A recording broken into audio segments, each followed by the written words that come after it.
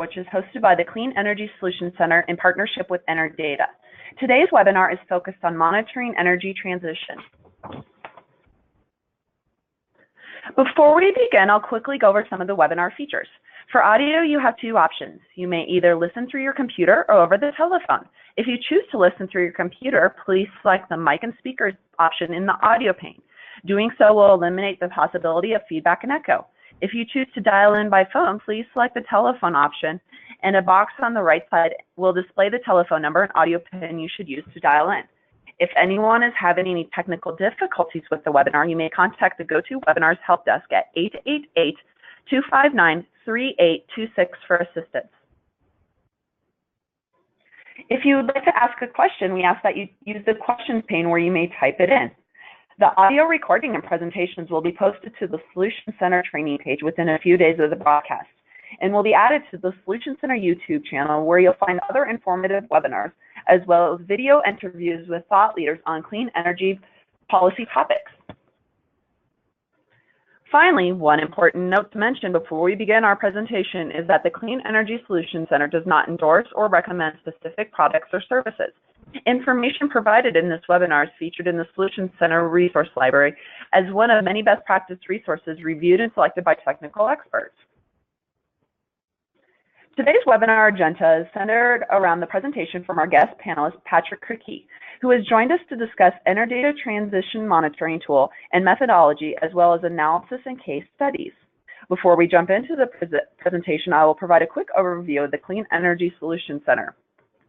Then, following Patrick's presentation, we'll have a question and answer session where Patrick will address questions submitted by the audience. At the end of the webinar, you will be automatically prompted to fill out the brief survey as well. So thank you in advance for taking a moment to respond. The Solutions Center was launched in 2011 under the Clean Energy Ministerial. The Clean Energy Ministerial is a high-level global forum to promote policies and programs that advance clean energy technology, to share lessons learned and best practices, and to encourage the transition to a global clean energy economy. 24 countries in the European Commission are members, covering 90% of the clean energy investment and 75% of the global greenhouse gas emissions. This webinar is provided by the Clean Energy Solutions Center, which focuses on helping government policymakers design and adopt policies and programs that support the deployment of clean energy technologies. This is accomplished through the support in crafting and implementing policies relating to energy access, no-cost expert policy assistance, and peer-to-peer learning and training tools, such as this webinar. The Clean Energy Solutions Center is co-sponsored by the governments of Australia, Sweden, and the United States, with in-kind support of the governments of Chile. The Solutions Center provides several clean energy policy programs and services, including a team of over 60 global experts that can provide remote and in-person technical assistance to governments and government-supported institutions, no-cost virtual webinar trainings on a variety of clean energy topics, partnership building with the development agencies and regional and global organizations to deliver support, and an online library containing over 5,500 clean energy policy-related publications, tools, videos, and other resources. Our primary audience is made up of energy policymakers and analysts from government and technical organizations in all countries, but we also strive to engage with private sectors, NGOs, and civil society. The Solutions Center is an international initiative that works with more than 35 international partners across its suite of different programs.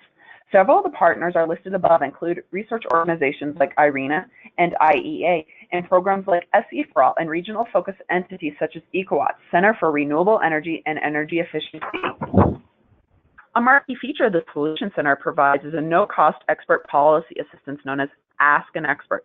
The Ask an Expert service matches policymakers with more than 60 global experts selected as authoritative leaders on specific clean energy, finance, and policy topics. For example, in the area of national climate change, we are very pleased to have William Becker, Executive Director at Presidential Climate Action Project, serving as one of our experts. If you have a need for policy assistance in national climate change or any other clean energy sector, we encourage you to use this valuable service. Again, this assistance is provided free of charge. If you have a question for our experts, please submit it through our simple online form at cleanenergysolutions.org/expert. We also invite you to spread the word about the service to those in your networks and organizations. And now I'd like to provide a brief introduction for our panelists today. Patrick Criqui, who is an Emeritus research at the National Center for Scientific Research, works on economics of energy transition and climate policies at the University of Grenoble Alpes. His research has initially explored the economics of solar energy and the modeling of international energy markets. And with that brief introduction, I'd like to welcome Patrick to the webinar. Patrick?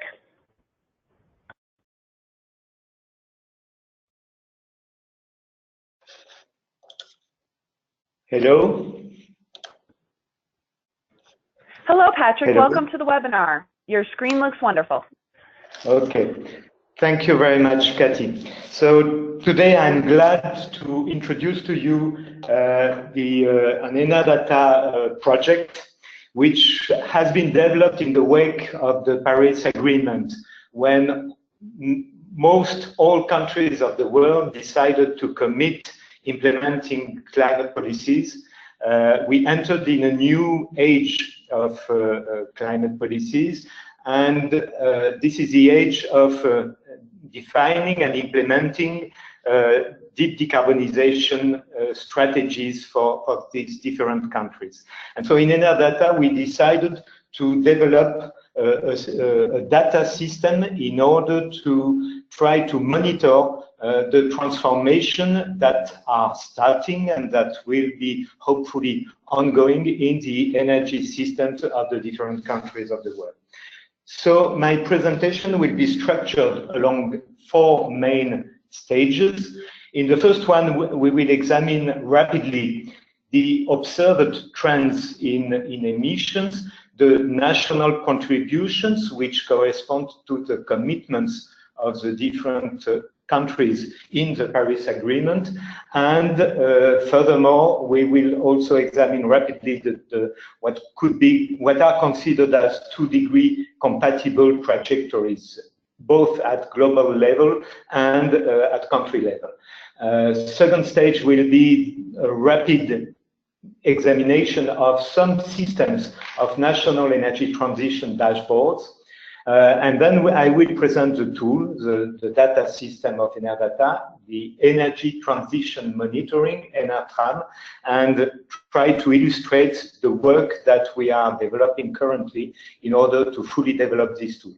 And then in a fourth stage, we will examine 3 countries with some detail, 3 countries that are Vietnam, Mexico, and Senegal, and use the EnerTraM tool in order to analyze the process of energy transformation in those countries. So I start with the observed trends, the national contributions, and the 2-degree C compatible trajectories. First of all, at global level, you know that in the Paris Agreement at COP21, the different countries of the world agreed to submit nationally determined contributions, and there has been a lot of discussion around these NDCs. In particular, whether to know if these NDCs were globally compatible with the 2-degree target for the world. There are different estimates. In France, there has been a multidisciplinary group created, the so-called interdisciplinary group on national contributions, and we tried in this group to perform an assessment of the global NDCs. And as illustrated on this diagram, the red arrow shows that very probably the sum of the different NDCs doesn't fit exactly with the 2-degree trajectories as identified by the IPCC. This means one thing. This means that in the future, there will probably be the necessity to revise and to strengthen the targets that corresponds to the different NDCs. Now, when considering the same type of problem at a national level or at a country level, we can illustrate what I call the double gap in emissions. First of all, the gap between the ongoing trends in the different countries and the NDCs, that is the difference between what is currently ongoing in the different countries and what should happen conformably to the NDCs. And the second gap is the difference between the nationally determined contributions and what could be a 2-degree compatible trajectory. Here I show an example with China taken from a work by Climate Transparency, and we can see that indeed there is a double gap between the trends and the NDCs, and gap between the NDCs and 2-degree compatible trajectories for China. So this is exactly the type of gap and range we try to explore and to analyze in order to improve the capabilities of the different countries of the world in improving and implementing their climate policies. The following slides comes from a study to which I participated between 2013 and 2016, which is a deep decarbonization pathway project. This project was initiated by Jeffrey Sachs, an advisor to UN Secretary General, and by Laurent Studiana, who has been later on, who has been the special envoy of President François Hollande for the COP21. This study aimed at identifying what could be for 16 large emitting countries, deep decarbonization scenarios. And one can represent this study with this diagram that you have on the y-axis, you have the per capita emissions of the different countries, and on the x-axis, you have the GDP per capita. You can see the huge range between the different countries of the world, both in terms of per capita emissions and in terms of GDP per capita. And the focal point that has been used in this DDPP study was to say sometime shortly after 2050, every country should reach a level of about 1.7 tons of CO2 per capita. This is only CO2 for energy. This was only the emissions that were considered in these studies. And this can be illustrated by the following arrows that show the way that has to be followed by, for example, United States, France, and a country like Vietnam, where you see that in the future there should be some convergence in per capita emissions towards this focal point of 1.7. It means huge transformations in each of these countries, but of course, particularly in those countries with the highest per capita emissions today that are the most industrialized countries. And finally, for this introduction, in this project, we also identify what could be identified as the 3 pillars of decarbonization. The first pillar is, of course, energy efficiency. This is certainly the first step to be performed in the decarbonization of the energy systems.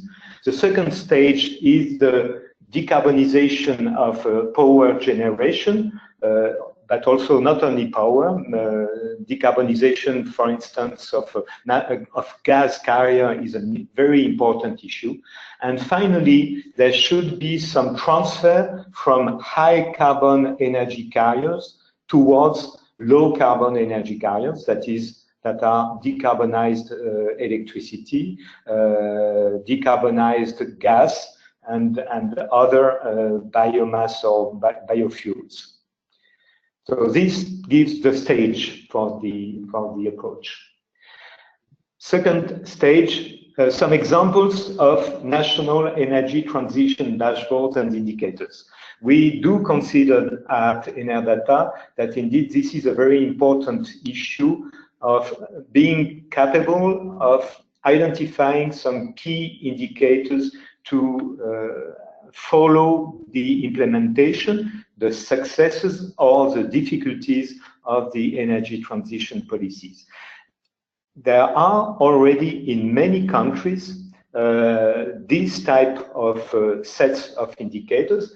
In France, in the framework of the so-called National Low Carbon Strategy that has been published in 2016, there is a series of monitoring indicators for the transport sectors with targets and means or policies to be implemented, also in the building sector, in agriculture and forestry, in industry, in energy, and in waste management. Similar approach in Germany, where a set of monitoring indicators for 10 domains have been identified. This is in the framework of the so-called Expertenkommission zum Monitoring Energie der Zukunft. This is the expert commission for the monitoring of energy of the future. So a similar approach. And also this exists in the UK with the Climate Change Committee that also identify a set of targets and a set of policies and measures to be implemented in order to progress in the decarbonization of the UK energy system.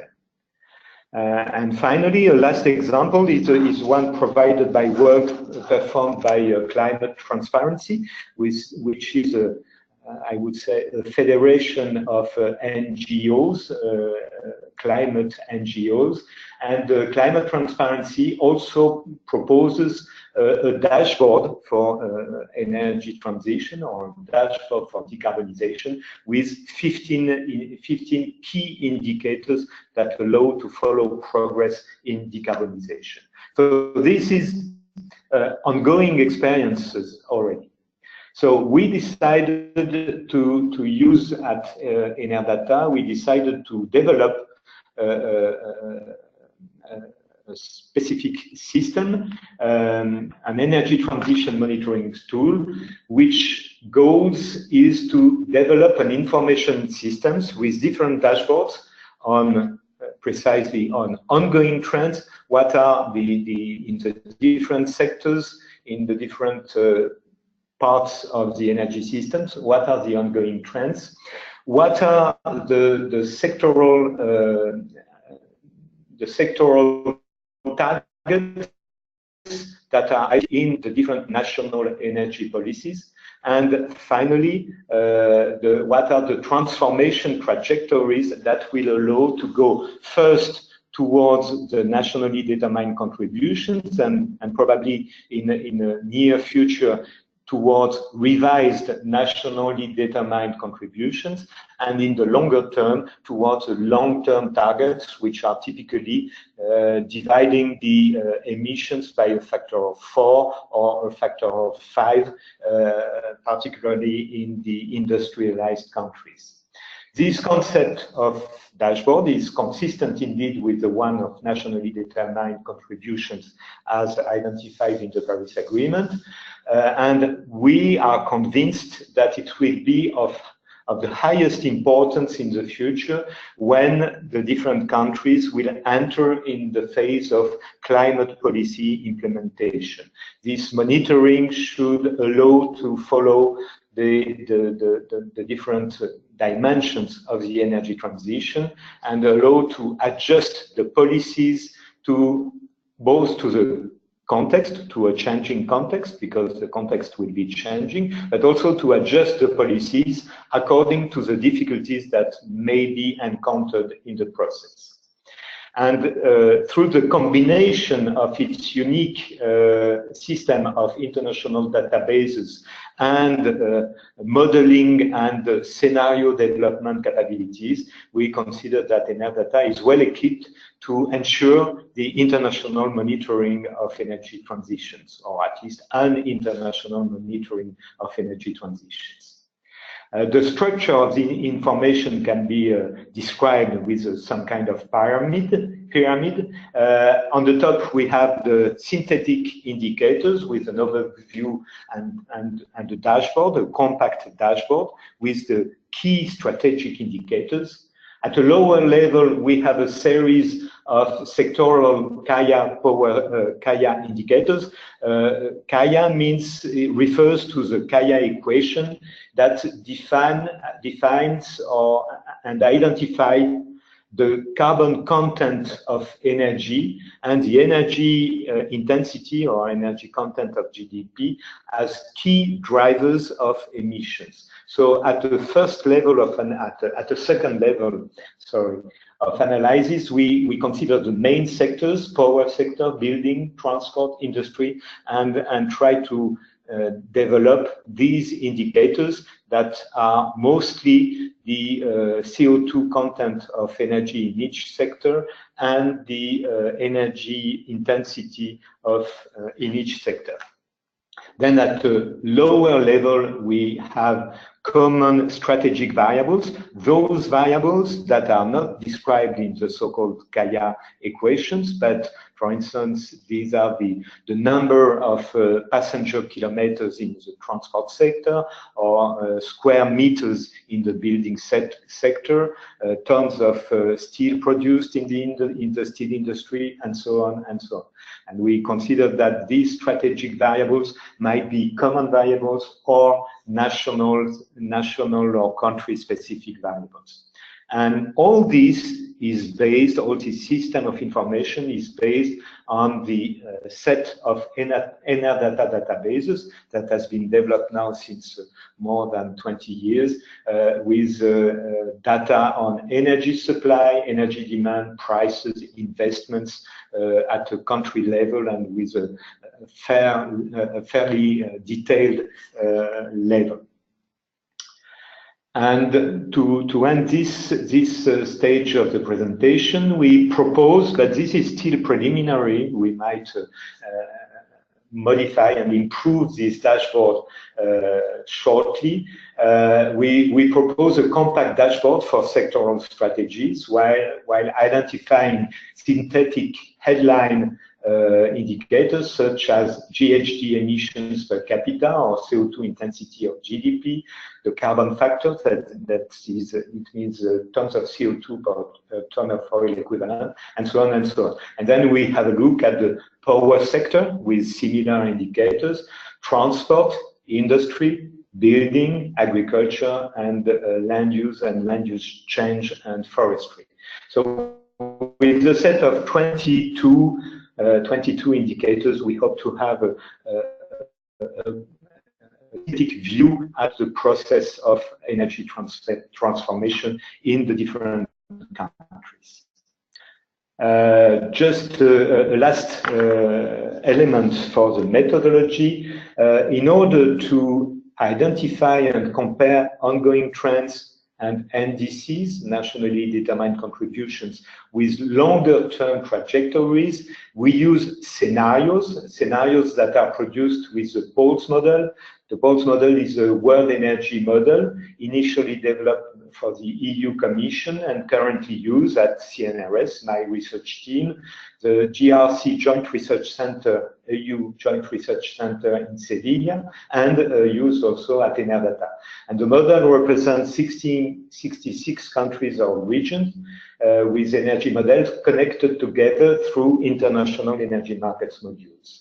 And the model is used to produce Enerdata's annual outlook, EnerFuture. And currently, EnerFuture simulates and describes 3 scenarios: EnerBrown, which is a fossil-intensive world energy scenario; EnerBlue, which is introducing some degree of climate policies, and it is considered broadly as NDC compatible. So it is, I would say, a low-intensity carbon or decarbonization policy. And finally, we have EnerGreen, which represents a 2° C compatible, that is a more ambitious emission reduction scenario. And this is with this data system and scenarios produced with the Pulse model that we can try to analyze the situation, current situation and future situation of the different countries. We start with Vietnam. Vietnam is, as you know, an emerging nation with quite a high economic growth rate, more than 6% per year in the past 15 years. For the moment, a low urbanization rate, but 98% electrification rate. This means that most of the Vietnamese people have electricity. And this explains a high level of per capita consumption of electricity with a growth rate that is very, very high in the past years, 12% in the 2000-2015 period. Per capita emissions in Vietnam amount to about 2.2 tons of CO2. That is about 1/3 of the world average for CO2 emissions from energy and industrial processes. So this is the starting point for Vietnam. The evolution of the CO2 emissions today represents just more than half total emissions for Vietnam, and CH4 from agriculture, in particular rice crops, represent 36% of total emissions. The EnerBlue and EnerGreen scenarios are very well fit to the Vietnam lower and upper ambition NDCs for 2030, but indeed in the farther future, they result in extremely contrasted emissions in 2050. The range for the emissions, the emissions today are of about 200 million tons of CO2, and they could be of the range is between 550 and 190 million tons of CO2, respectively in the EnerBlue and the EnerGreen scenario. So you see that the trends that would go beyond the NDCs in 2030 will result in very, very different emissions in the long range to 2025, in 2050, I'm sorry, with per capita emissions range between 5 in EnerBlue and 1.7 in EnerGreen. So this shows the very wide range that different policies will introduce in this situation.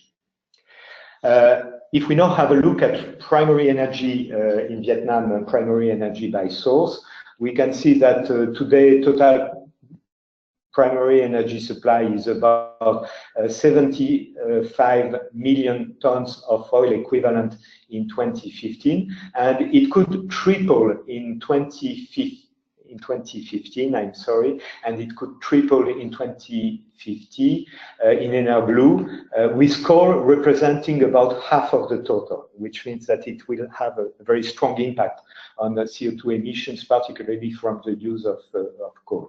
In EnerGreen, the total primary energy supply is only multiplied by a factor of 2 by 2050. The carbon content of energy has been increasing in Vietnam since the 1990s, while the energy content of GDP remained about constant since 2000. The carbon content decreases in EnerBlue and still more in EnerGreen, and this is what allows to drastically reduce the total emissions in the EnerGreen scenario. The final energy by sector can also be analyzed with EnerTraM in the two scenarios. In EnerBlue, the consumption in industry is expected to grow very fast, much faster than the other sectors, reaching almost 2 times its current consumption level by 2050. In EnerGreen, industry consumption growth is limited by strong efficiency improvements, and it represents only 50% of final energy consumption about between 2020 and 2050. Building and transport represent each about 20% of total consumption. And finally, the power sector. Compared to official Vietnamese forecasts, and particularly the Vietnam Energy Outlook published in 2017, a lower economic growth and a lower electricity demand elasticities in the Enerdata scenario result in much lower electricity demand in 2050, about 700 and 550 terawatt hours respectively, compared with 1,200 terawatt hours in the Vietnam Energy Outlook, which seems to be quite a high figure. In Energreen, CO2 emissions of the power sector are almost stabilized after 2020, while they continue to grow sharply in Enerblue at 5% per year. And this is due principally to an increased use of coal. Indeed, one can identify the fact that there is a very strong dilemma for the power sector in Vietnam. Vietnam can choose a coal-based strategy, but this strategy has some risks. The fact that coal power plants that are currently decided will come online by 2025, and they will be only at 2/3 of their technical lifetime in 2050. This means that heavily relying on coal for the 2030 horizon may induce significant capacity and infrastructure investment with a high risk of stranded assets if coal production were to be abandoned due to climate constraint or CO2 emission constraints. And one can identify an alternative to this scenario, which is a flexible renewable and gas strategy, which relies more on renewables, indeed, than natural gas, and which may allow a phasing of diversified carbon options, low carbon options. In the short term, gas may contribute to electricity production with twice less emissions per kilowatt hour than coal power plants. In the medium term, gas turbine might be the perfect backup to variable renewables, which certainly will have a development in Vietnam. And in the long term, gas from renewable resources may represent a significant share of supply.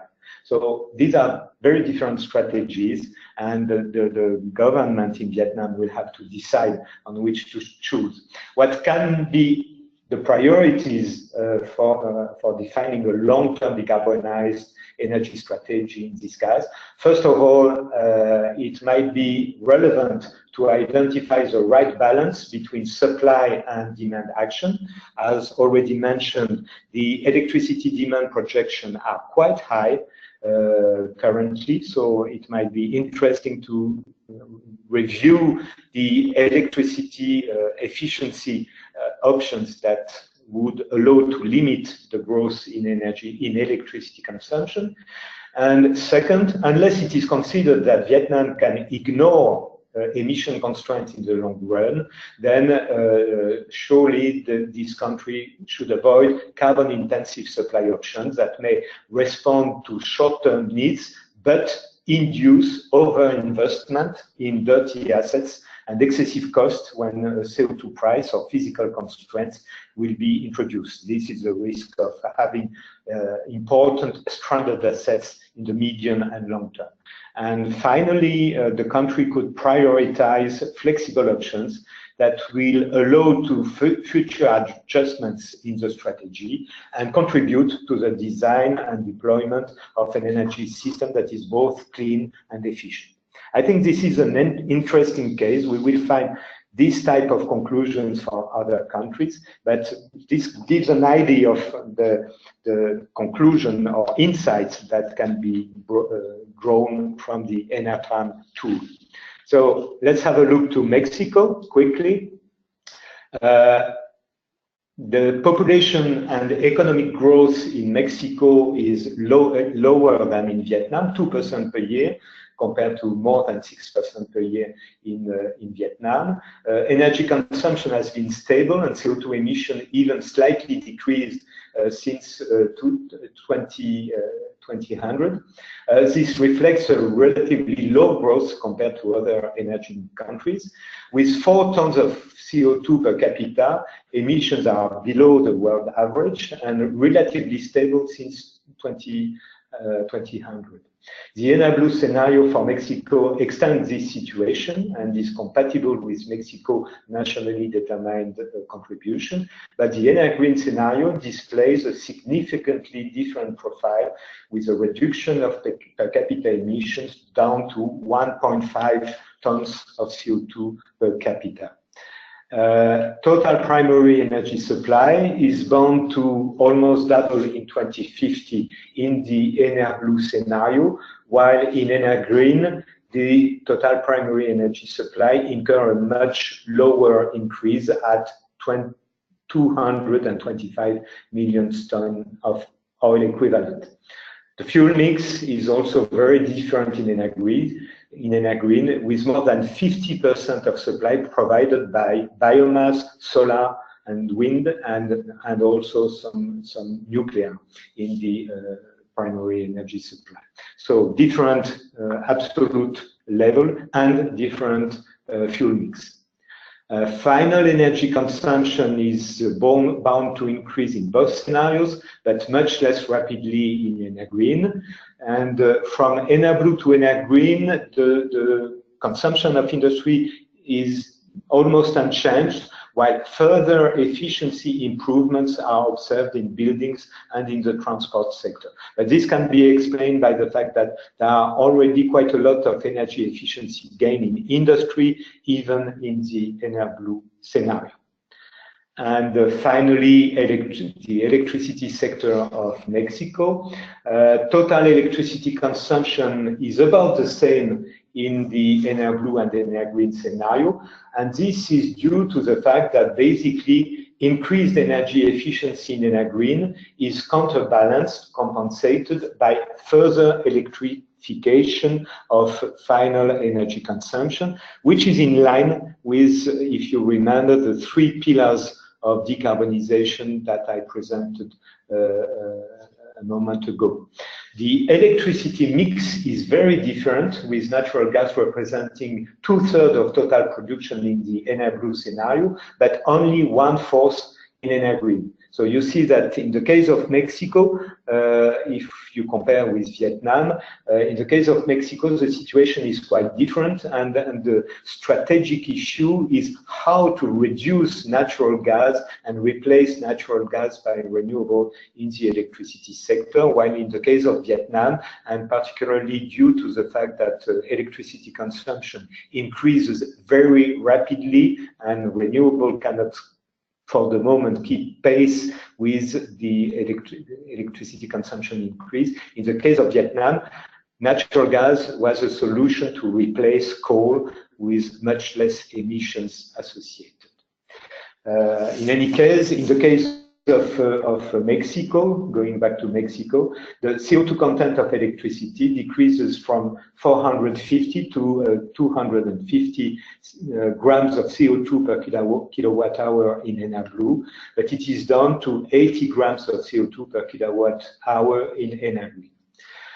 The insights for Mexico, they are the fact that the comparison of Enerdata and EnerGreen show that current indices of Mexico are not compatible with the decarbonization scenario or trajectories.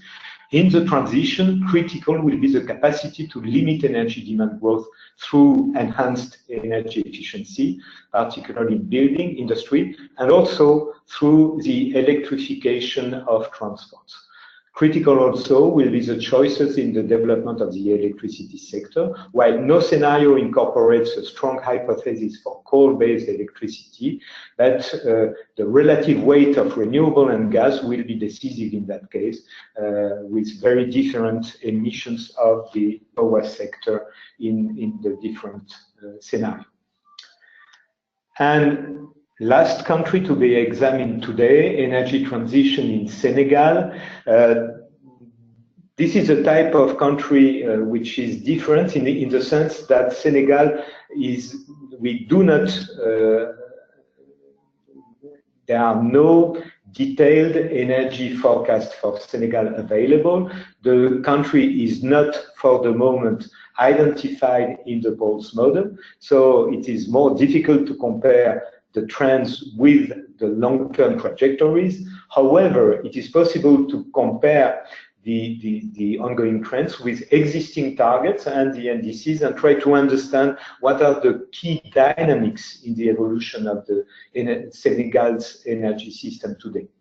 CO2 emissions in this country have risen significantly since the early 90s.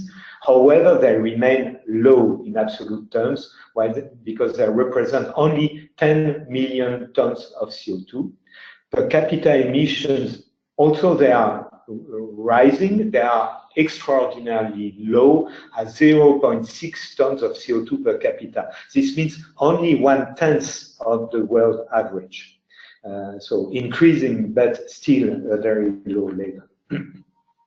When one look at total primary energy supply and final energy consumption of Senegal, one can observe a doubling of total primary energy supply in the past 20 years, but the structure of supply has remained quite stable, with 50% of total energy being provided by oil and the rest by biomass energy. Small quantities of coal are, however, introduced in the energy system in recent years. And the sectoral split of final energy consumption is also relatively stable, with building, transport, and industry incurring similar growth in the past 20 years. As far as electricity is concerned, electricity consumption has incurred a much higher growth than other energy sources or energy carriers. And production has been multiplied by a factor of 4 in the last 20 years, compared to a doubling of the total primary energy supply. And this indeed corresponds to a rapid, also not fully achieved, electrification of the country. Today in Senegal, about 55% of the population is electrified, but the rate goes down to about 20% in the rural parts of the country. Oil provides most of total power production today, but since 2000, hydro and gas-based production provide 1/4 of the total, which is quite significant for an evolution. The sectoral consumption by source, so the growth, as I have said, has been similar in the different sectors, but there are very specific fuel mix in the different sectors. In the building sector, the most noticeable feature is the recent surge of electricity consumption, together with a still very significant consumption of biomass, traditional biomass fuels.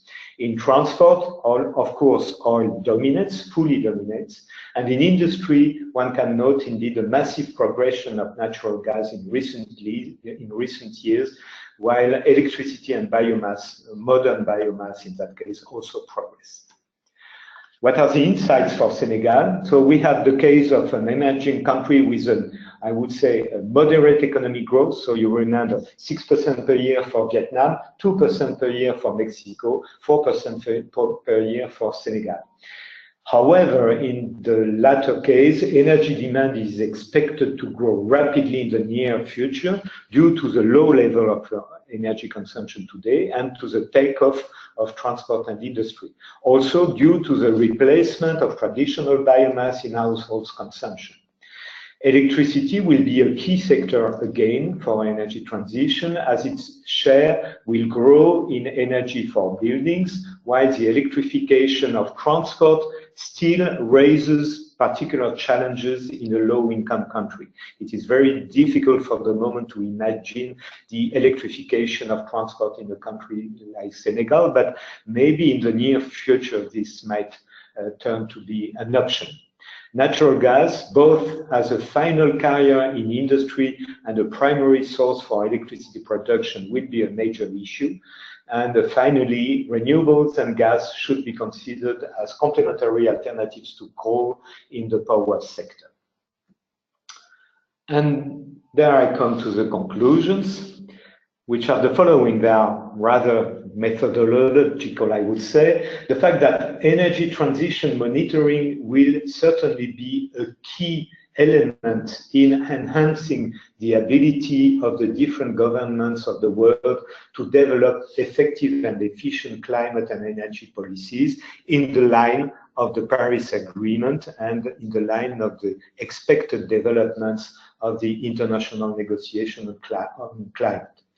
The diversity in national circumstances, which I think the three cases I presented illustrate fully, and also the diversity in the priorities, constraints of the different countries, the diversity in the data and modeling, all these diversities, I would say, doesn't prevent to analyze energy transition in a common framework and with common insights, common and complementary insights. This is at least what hopefully comes out of the case studies I presented today. And the last word I want to say is that we consider this work as highly interesting to develop, and we hope that in the future this work will go on and will contribute to the deployment of effective climate and energy policies. And I thank you very much for your attention. Wonderful. Thank you, Patrick, for that outstanding presentation. As we shift to the question and answer session, I would like to remind our attendees to please submit any questions you have using the question pane at any time while we discuss some of these questions that are already submitted. We have some great questions that we'll use the remaining time to answer and discuss. Patrick, the first question is, are you aware of comparable studies or information systems on energy transitions? Yes, thank you. Yes, we indeed, before to start our project of developing this data system on energy transition, we had a look to what is existing at world level, and there are indeed quite a lot of studies or information systems that has been developed. I tried maybe to go to I skipped I had the French case also, but I didn't have time to present. But on this slide here, you can see the benchmarking we have performed before to launch our project. And this is only a small number of examples, but we listed about 30 studies with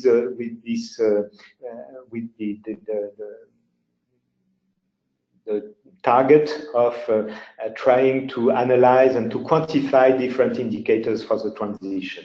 And all these studies are, of course, very interesting. We consider that in Enerdata, this organism that developed since many years now a detailed system of energy databases and the modeling systems, we have the capability of covering a very broad range of countries and a very broad range of indicators. And what is more important maybe is the fact that we can combine data on the past evolutions of the energy systems and forecasts of the main elements of these energy systems in the future.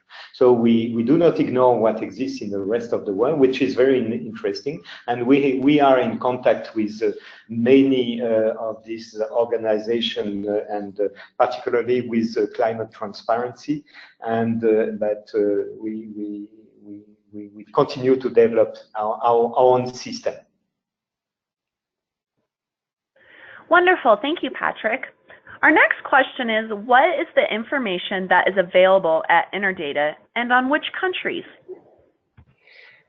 On this issue, yes, I got this is a description of the different components of the Enerdata energy system. All these information systems are regrouped in what is called the global energy data, with historical data on economy, energy, and emissions for about 60 or 70 countries. EnerFuture is a forecast that covers about 60 countries with demand and supply projections for these countries. While Odyssey and EnerDemand are detailed energy database. Odyssey has been developed for the European Commission and the European countries with detailed energy consumption data for these countries, while EnerDemand is a similar data system, but for countries outside of Europe. Global energy data indeed is available for all countries of the world indeed. Only EnerFuture and Odyssey or EnerDemand are available for a limited number of countries, but a limited number that is quite significant already. Wonderful. And a follow-up question to that is, when will 2017 data be available and for which countries? Enerdata tries to be as quick as possible in the development of the data systems for the different countries, and we expect to have fully detailed data for the G20 countries by summer, by June 2017. And by June 2018, yes. And the rest of the countries by the end of the year. Great, thank you so much. Our next question is, you mentioned an analysis of the gaps between trends, NDCs, and targets, but that doesn't appear clearly in the presentation. Can you discuss that? Yes, this is clearly work in progress. We have the idea of trying to define a very simple indicator of the gap between, I would say, the reality and the intentions.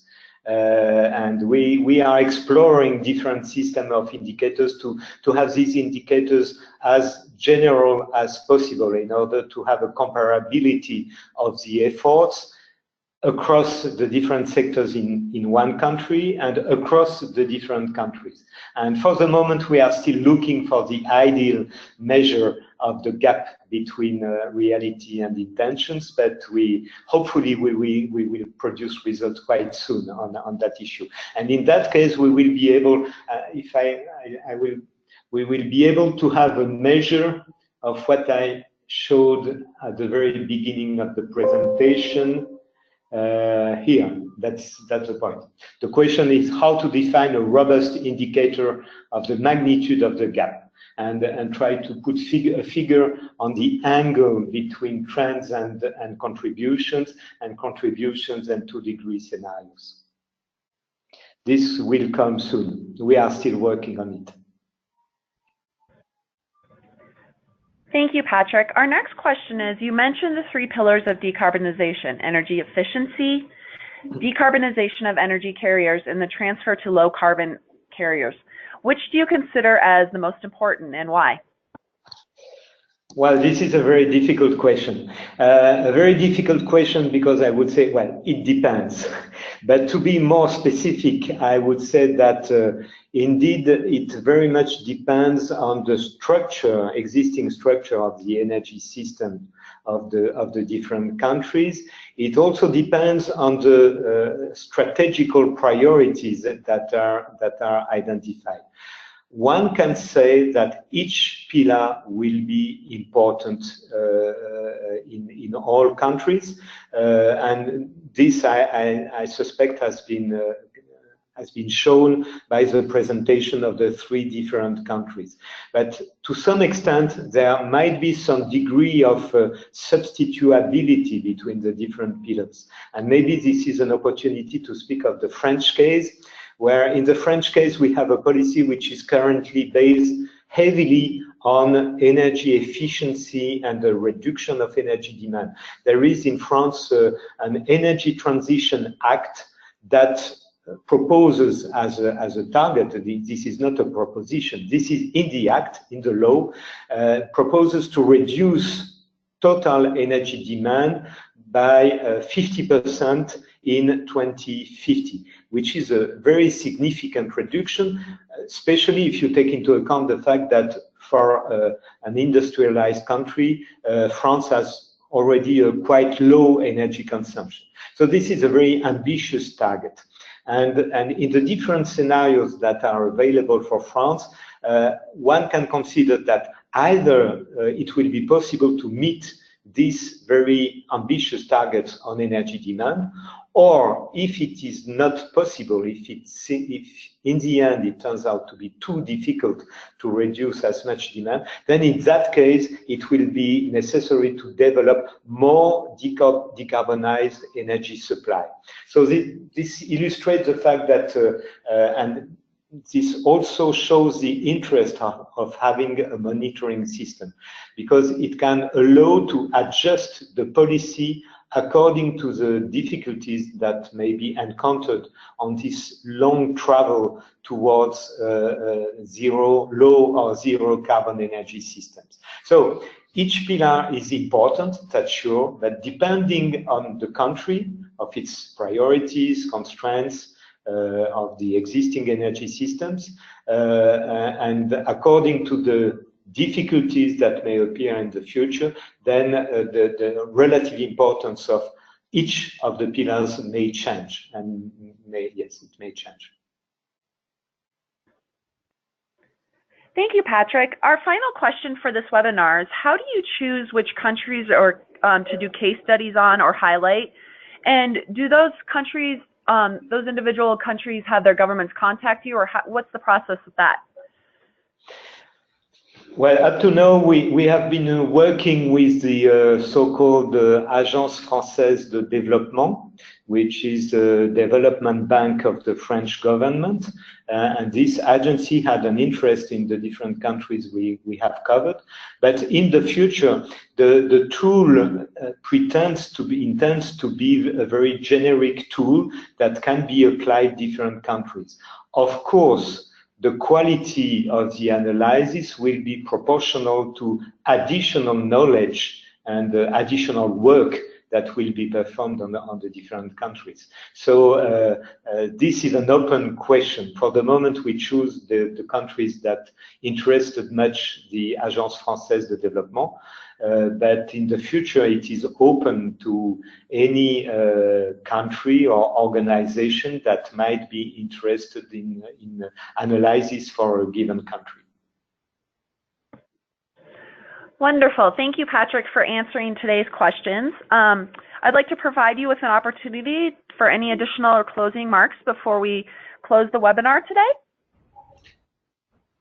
Okay, no, I hope that that this webinar helped to see how the management of detailed data can contribute to the definition and implementation of sustainable energy policy. That's all.